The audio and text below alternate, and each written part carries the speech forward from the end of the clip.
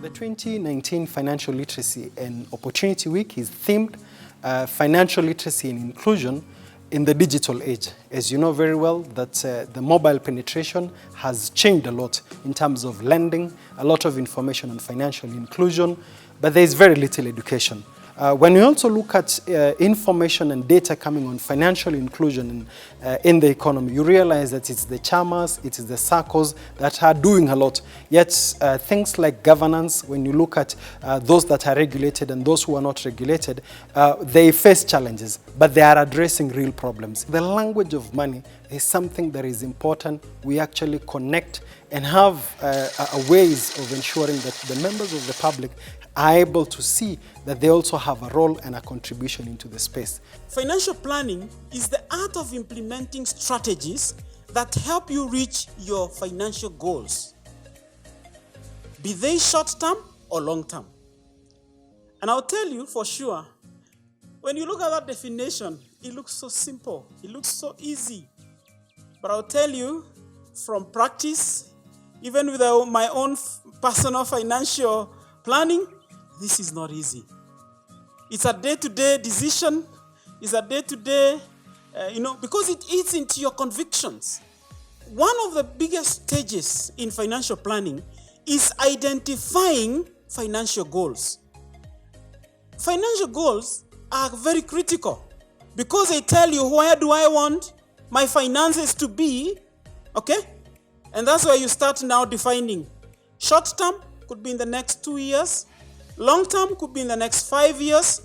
In financial planning, you cannot do it without first identifying your financial goals. And unfortunately, if you look, majority of our financial goals are shaped by where we were brought up, how we were brought up, what our friends are doing, what other organizations are doing, and that I call misplaced goal setting. Financial goals should be driven by what you want to achieve as a person. When you fail to do that and you subject your salary and your income to competition, I'll say it quote unquote because it's mental competition, what happens? You land into financial challenges. Formation of SACCOs is important in providing financial support to members through soft loans. Soft loans. Then Boda SACCOs will inspire members to improve their livelihoods by expanding their businesses and saving more. Like we have a Boda SACCO in Kitengela, which has also, their members now are proud owners of residential houses. They have built houses for themselves, and it's just through savings every other day. The same for another one in Nanyuki.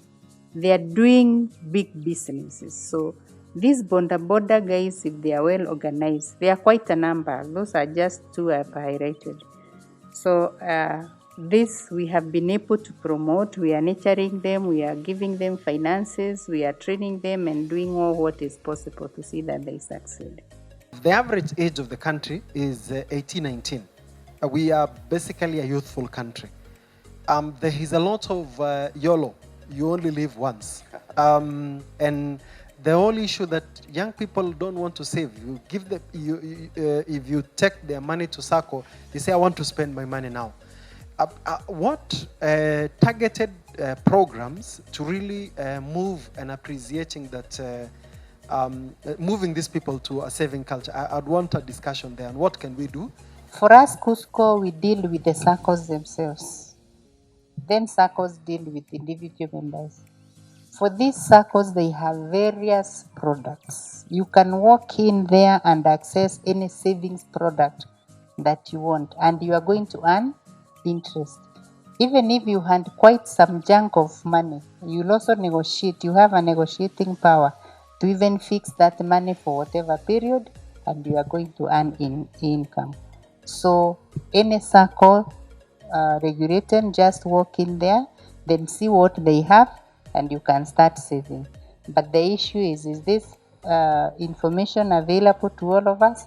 So the next thing we are going to tell them is to blow their trumpet, to make sure that this information is all over in social media, in all those platforms that the youths are able to access. Majority of the people who were borrowing were between the ages of 18 and 25. But also something sad also occurred in the data when we looked at it. The people who were also gambling were between the ages of 18 and 25. Now, I'm not going to suggest that there's a correlation, but I think you can do the math for yourself. The youth, the people we're trying to empower, they're using these mobile lending platforms and they're borrowing. They're also gambling. So what happens when they lose? They can't pay back the loan. They borrow from somewhere else, a second time, a third time, a fourth time. They're not generating any income.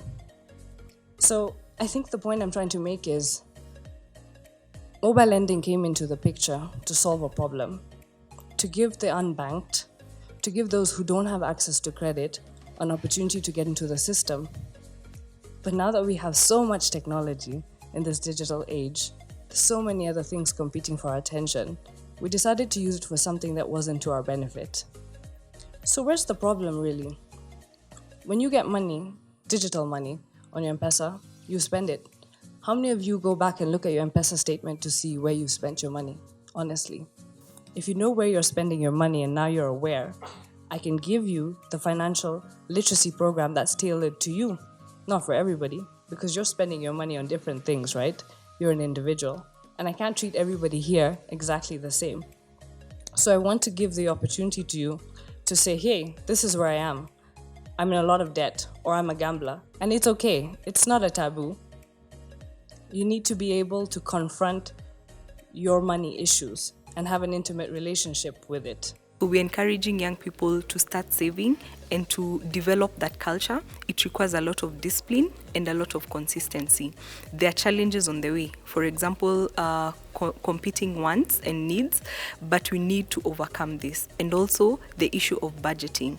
Can we set up a budget and decide how much will I allocate for airtime, for food, for fees, all those needs that you need to cater for? Can we budget for them?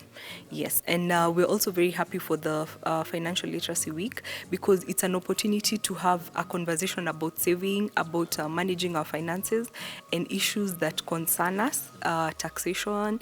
Yes, so it's a good opportunity for us to just come and have these money conversations. When it comes to students, we've had a lot of data insights, and one of it was students actually do have money. Like they have disposable income from their parents, and some of them also have side hustles. And with this, it comes when in schools, students feel like they don't have products out there that are curated to them. So having this platform enables us to understand the issues that students are going through and how we can be able to help them. We want to celebrate individuals, media organizations, public institutions, private institutions, and non-governmental organizations that are doing things towards promoting financial literacy and inclusion. Why we believe it is important to have a celebration or have the award scheme is that there are a lot of good initiatives outside there that are not celebrated, highlighted, and profiled. And when we celebrate them, we actually trumpet or we highlight what is working, we build on the lessons, and even grow from the failures that are working towards bettering the lives of the members of the public. So we look forward to seeing the award grow. We look forward to seeing the media take its rightful place. Look forward to seeing the public institution, private organizations doing more and working together collaboratively towards promoting financial literacy and inclusion in Kenya and beyond. FLOWK 2019. Good. Thank you so much.